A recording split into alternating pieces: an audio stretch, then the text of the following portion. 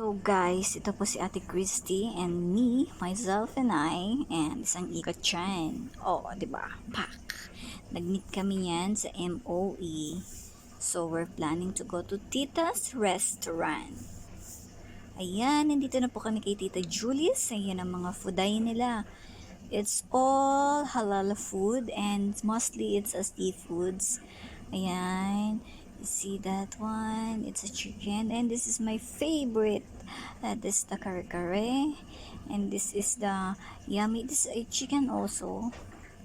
Ang sarap ng sabaw niya. Yon. Chicken skin, shrimp, I don't know, calamares like that.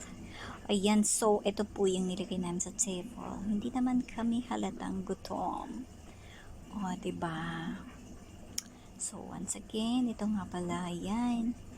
I-flex ulit namin yung mga fooday namin. Ano pa lang yan? Opening pa lang yan. Mamaya, bubulos pa yan. Ah, diba? Gandang babae yan, si Siba. Yan, ako, Diyos ko, diba? Sinangal na. Ayan, ayan. Sige, ang sarap nito. Ayan. Fast forward ka na kasi ang sarap kumain. Kasi ang tagal namin ito kinain kasi nila pang na namin lahat halos talagang sinulit namin yung buffet nila. O, di ba may pa happy birthday yan pero hindi namin alam yan. Ang dumating kasi kami dyan is may birthday na talaga so hindi namin talaga alam. So, ayan, after namin kumain, parang may plano yata kaming